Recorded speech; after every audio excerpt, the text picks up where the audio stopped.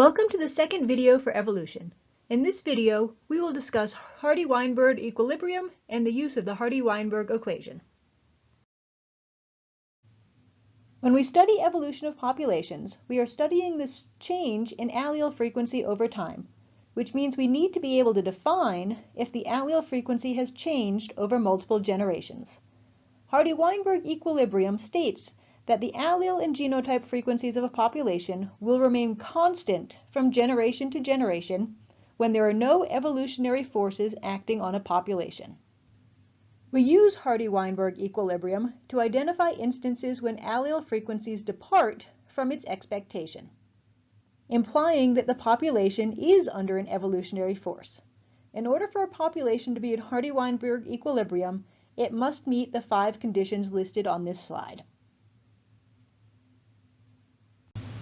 Hardy-Weinberg equilibrium can be mathematically modeled and used to predict genotype frequencies from allele frequencies. There are 2 equations you will use when using the one to predict the other. In these equations, P will represent the frequency of the dominant allele, while Q represents the frequency of the recessive allele. Keep in mind that these are frequencies, or percentages, that will be used in the calculations. For a trait that only has 2 alleles, this means that P plus Q is going to have to equal 1 or 100% of your population. This is the first equation you will use.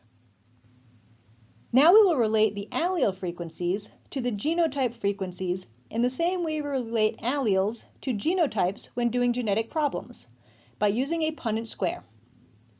In this Punnett square, we will see that for a population as a whole, there will be a certain percentages of eggs that would have the dominant allele, or P, and a certain percentage that would have a recessive allele, or Q, based on the allele frequencies. The same is true for the sperm. Based on our probability rules of chance, the population having homozygous dominant individuals in the next generation would be the frequency of the A egg times the frequency of the A sperm, or P times P, which is the same thing as saying P squared. The frequency of heterozygotes in the population would be the frequency of a dominant A egg multiplied by the frequency of a recessive A sperm, or P times Q, while the percentage of the homozygous recessive would be Q squared. We can put this information into the second equation you will use, which is P squared plus 2PQ plus Q squared equals 1 or 100% of your population. While we write this as an equation, you will actually work with the individual frequencies independently of one another, as you will see in the next example. We can now look at how you would use the Hardy-Weinberg equation to predict allele and genotype frequencies using observable characteristics. In the last video, we had this population of 8 labs.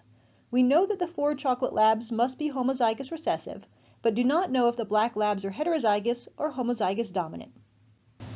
From this information, we do know that our frequency of homozygous recessive individuals is 4 out of 8 labs, or 50%. Remember, the frequency of homozygous recessive genotype was represented by Q squared, so we could also say that Q squared equals 50%, or 0.5.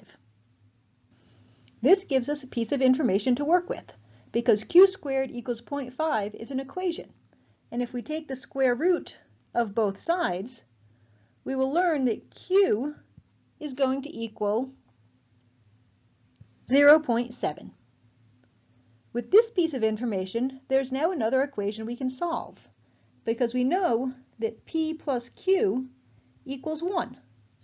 By plugging Q into that equation, we get P plus 0.7 equals 1, and solving for P tells us that P equals 0.3, or 30% of the allele pool. We have now successfully characterized the allele frequencies using only observable characteristics. You can take this problem a step further by asking what percentage of the population would be expected to be heterozygous. In that case, we know that the frequency of heterozygous is represented by 2PQ. which would equal 2 times 0.3 times 0.7, or 0.42, just 42%. Remember that the Hardy-Weinberg equation applies to populations that are not undergoing evolution, which means these are an estimate. If you are given the choice between using direct allele counts or the equation, the direct counts will always provide more reliable data.